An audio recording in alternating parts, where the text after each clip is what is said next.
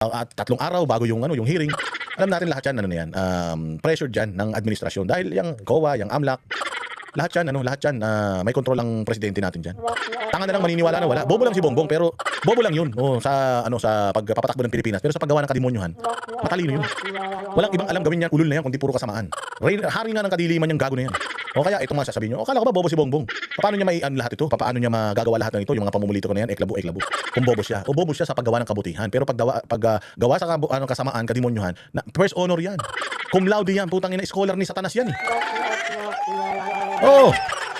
Oh, maraming pinaaral si Satanas sa mundo. Si Hitler, si Stalin, si Lenin, si Mao, si Kim Jong-un, si Kim Jong-il. Yan mga demo si sino pa ba? Si Bongbong Marcos Sr., si Bongbong Marcos Jr. May scholar ni Satanas yan. Ayaw maniwala sa akin kaya nga sabi ko nga si cum laude sa katarantado niya pag pinagawa mo mabuti yan may ano yan kabuti ang ano yan gagawin wala hindi naman scholar ni Jesus yan kundi scholar ni Diablo yan. Paano may magagawa mabuti yan kaya nga ito lahat ng nangyayari ngayon putya yan ang specialty ng mga Marcos guluhin ng bayang Pilipinas. Walang ginawa mabuti ang mga Marcos na yan kaya kahit si Amy wag niyo nang iboboto yan sa susunod na eleksyon kahit sino pa basta Marcos ang apelyido kahit hindi naman kamag-anak basta Marcos apelyido putang ina wag niyo nang botohin niya. Salot yung pangalan na yan. O eto katulad dito isang salot na ito si Martin Romualdez na malaki tenga. Sabi ko nga sa inyo ko si Pinocchio ang humahaba ilong pag nagsisinungaling si Martin lumalaki tenga.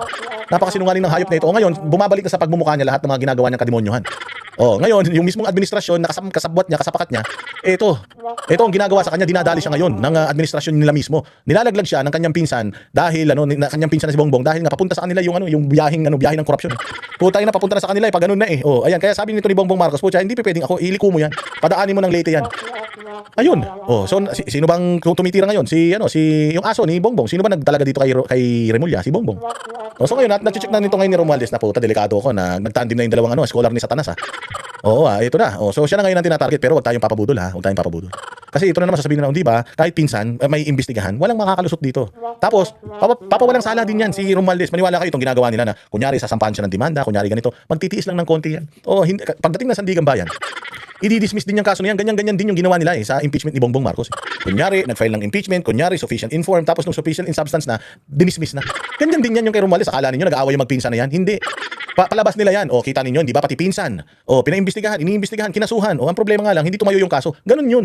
Kunyari, nag-aaway yung dalawa na yan para, malibang tayo. Pero, putsang ina yan, madi-dismiss yung mga kaso na yan, pustahan tayo. Ito kay Romualdez, ito wala ito. Hindi to tutuloy. O, di ba? Pinapaimbestigahan kunyari ng, ni Remulla, galit na galit, nag-aaway sila kunyari.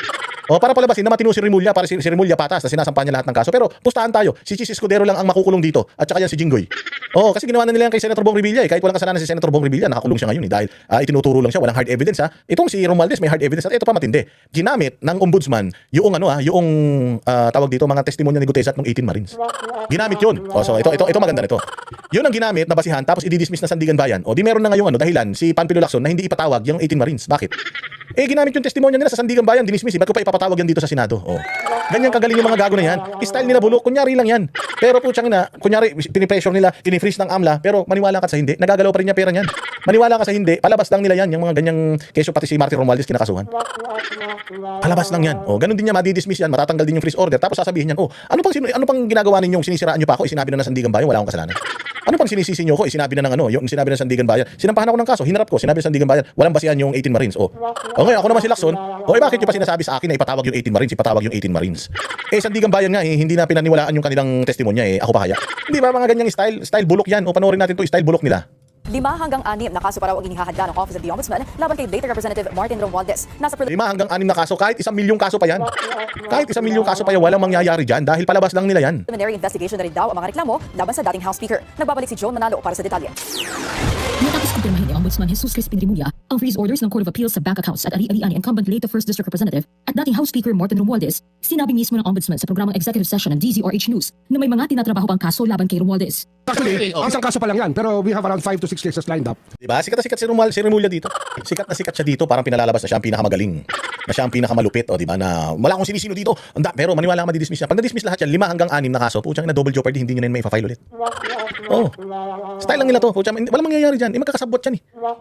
Sabi ko nga sa inyo, walang honor among thieves. Putsang lahat yan, puros mga kawatan niya, lahat yan, puros mga gago yan. Pinasasakay lang tayo sa kaso na to. Hindi tayo maniniwala hanggat hindi nakukonvict at hindi nakukulong ito si Martin Romualdez ng mahabang panahon. Hanggat nasa labas yan, nagdadrama-drama yan na ganyan, wala yan.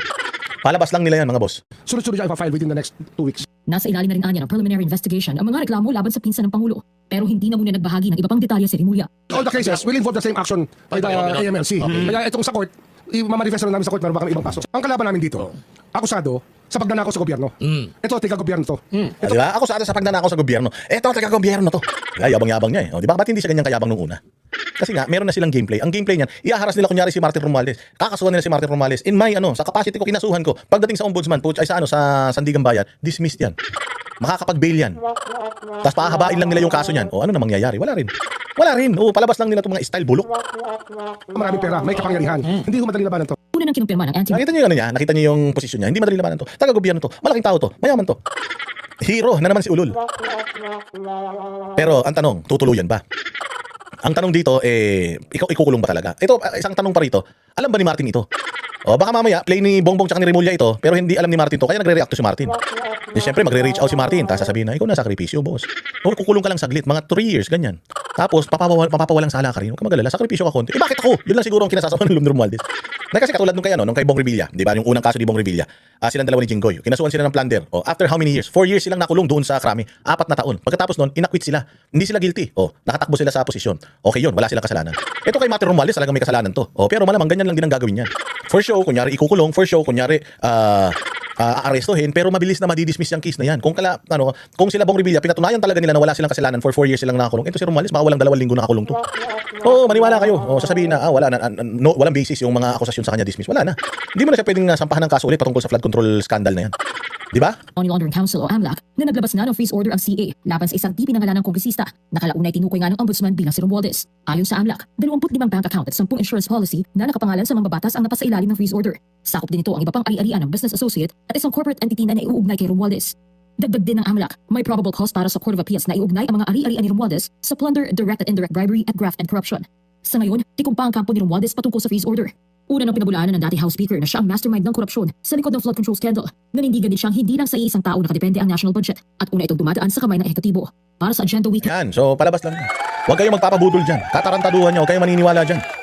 Itong mga ganitong palabas nila, maniwala kayo. Magkakasabat pa rin yan. Kaya huwag kayong, nakawawa naman si Romualdez. Magsalita ka na. Hanggat hindi niya nilalaglag yung pangalan ng pinsan niya, hanggat ibang tao ang nilalaglag niya si Escudero, nilalaglag niya si ganito, si ganyan. Hanggat ibang tao ang pinapangalanan niyan, putang ina kasabwat pa rin ni Bongbong niya. Huwag kayong maniwala sa ulol na